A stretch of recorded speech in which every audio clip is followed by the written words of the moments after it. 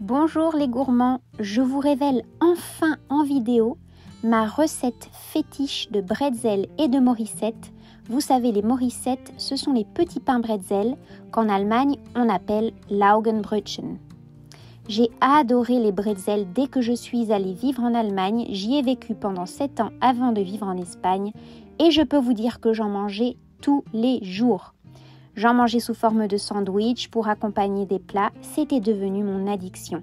Et aujourd'hui, je vous montre ma meilleure recette, les bretzels les plus moelleux que vous aurez jamais goûté.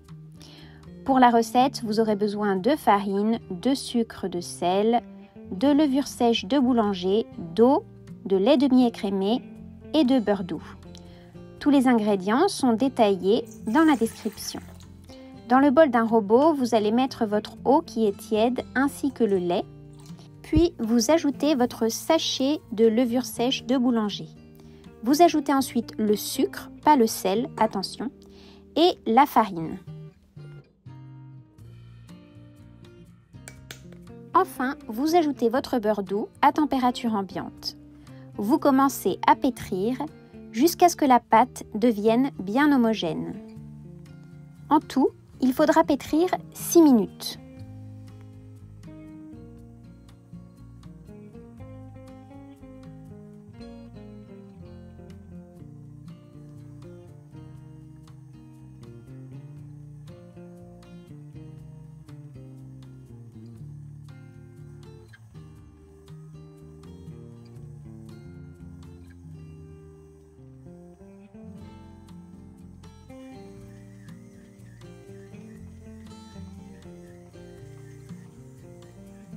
Si vous voyez que la pâte est un peu capricieuse et veut remonter sur les côtés, il vous suffit de la replacer au fond du bol et de continuer. Après les 6 minutes de pétrissage, vous pouvez désormais ajouter votre sel. Je l'ajoute après parce que j'ai toujours peur qu'il ait un effet négatif sur la levure. Et là, vous remettez votre pâte à pétrir pendant 4 minutes.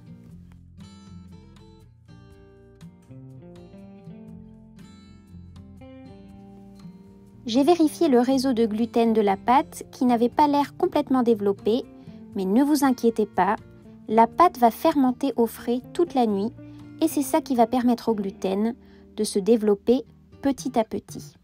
Nous allons donc récupérer notre pâte et nous allons la placer dans une boîte hermétique.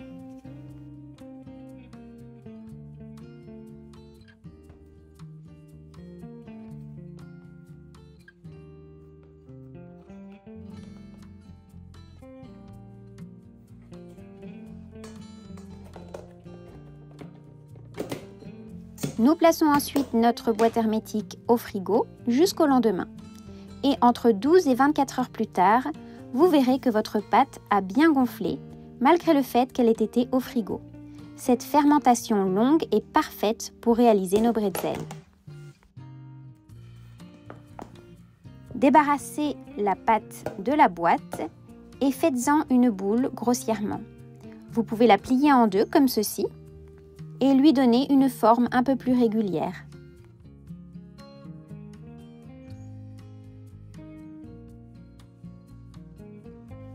Vous allez ensuite la diviser en deux à l'aide d'une corne.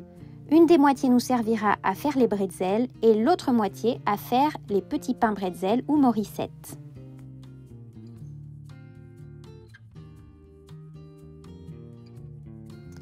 J'ai divisé chaque moitié en 5 morceaux de taille à peu près égale.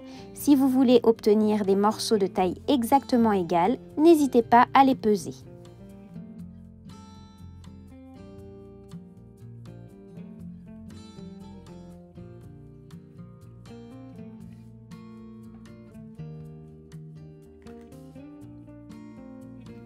Nous allons ensuite nous occuper du boulage des petits morceaux de pâte.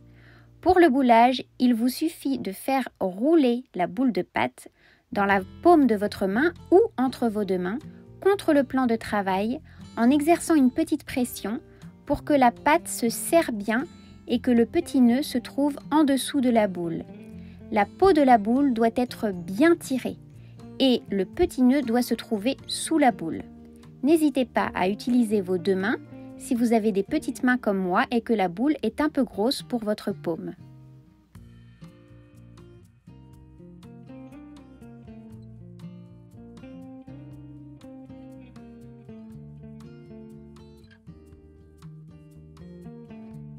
Procédez de la même manière pour les 5 morceaux de pâte que vous allez utiliser pour faire les morissettes.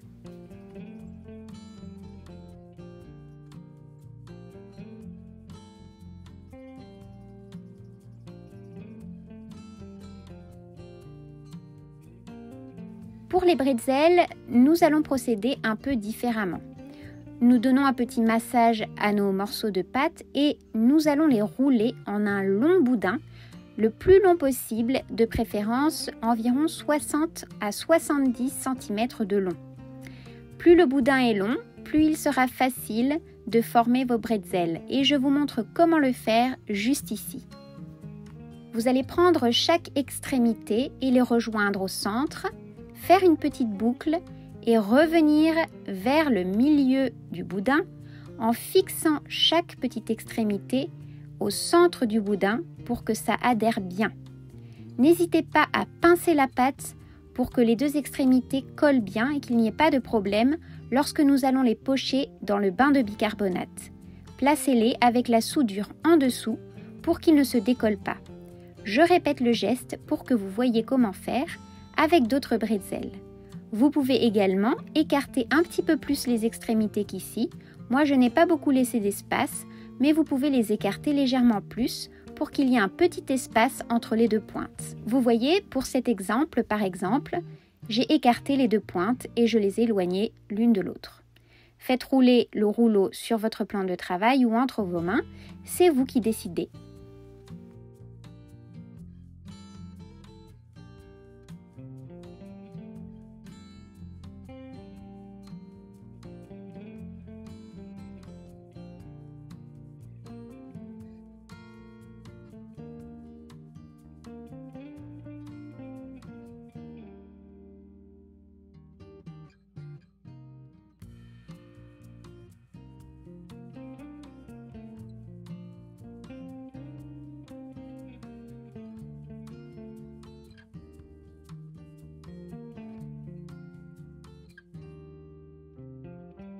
Une fois que tous vos bretzels et vos morissettes sont prêts, vous allez les placer sur 2 plaques à four chemisées de papier sulfurisé et vous allez les mettre dans votre étuve, c'est-à-dire votre four éteint, avec un ramequin d'eau bouillante sur la partie inférieure du four.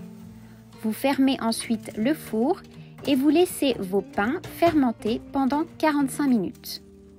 Le petit ramequin permettra de chauffer l'étuve et d'y ajouter de l'humidité.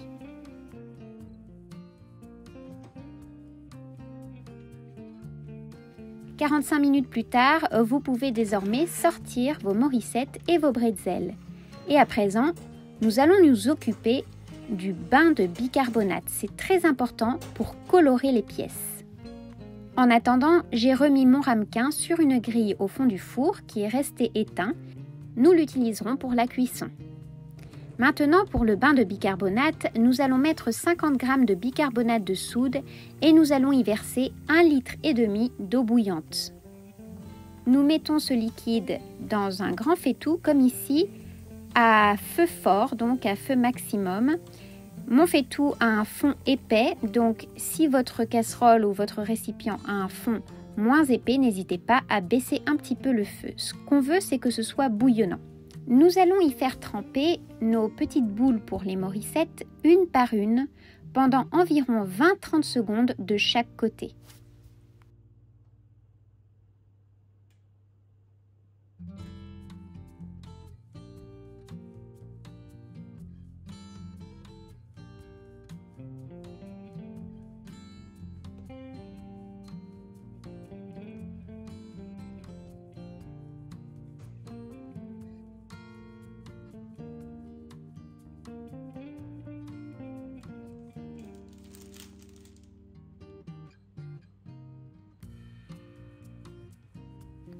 Nous retirons ensuite le petit pain et nous le remettons sur la plaque d'origine à sa place.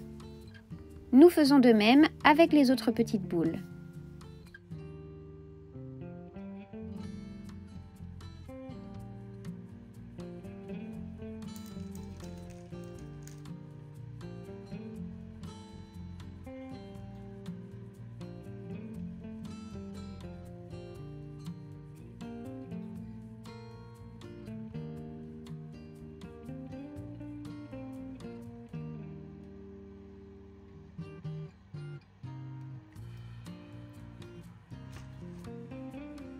Lorsque toutes nos morissettes ont été trempées dans le bain de bicarbonate, nous allons procéder à la même chose avec nos bretzels.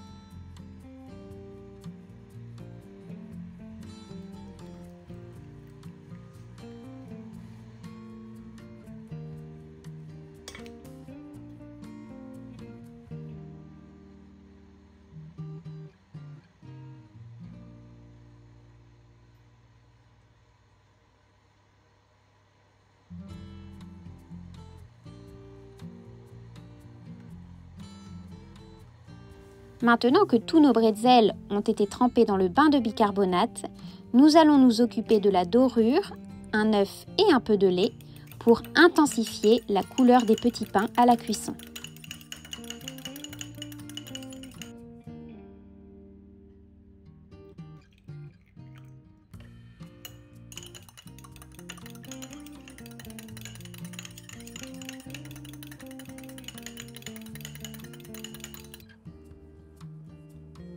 Je dore les morissettes et les bretzels à l'aide d'un pinceau. À ce moment-là, vous pouvez aussi en profiter pour préchauffer votre four à 220 degrés.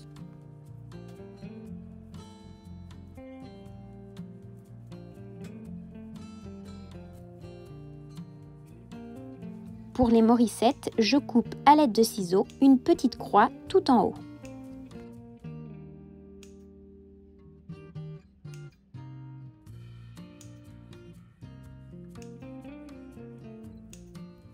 Et pour finir, je saupoudre de gros sel. Moi, je n'avais pas le gros sel comme celui qui est utilisé dans les bretzels en Allemagne. J'avais des flocons de sel, du sel Maldon, mais c'était parfait. J'ai quand même bien aimé à la dégustation, ce n'était pas un problème.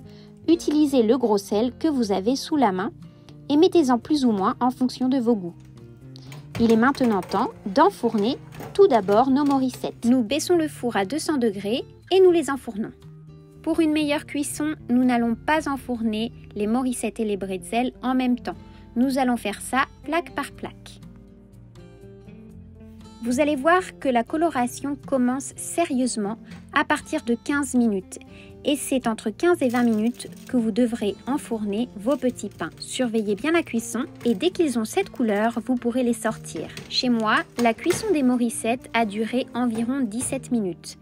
Et celle des bretzels, 16 minutes. Je précise que mon four est assez puissant.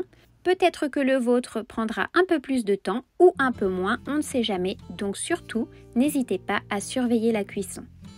Une fois que vous avez sorti vos morissettes du four, vous allez les placer sur une grille pour qu'elles refroidissent. C'est important, cela permet au fond de ne pas s'humidifier.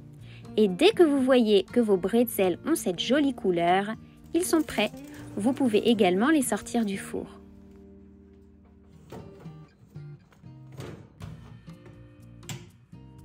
Regardez-moi ces magnifiques bretzels.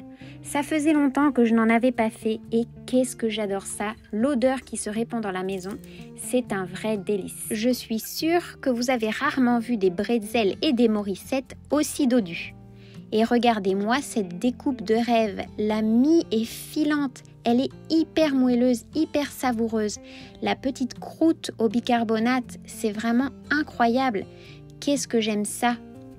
Il me semble que même en Allemagne, ils ne les faisaient pas aussi moelleux.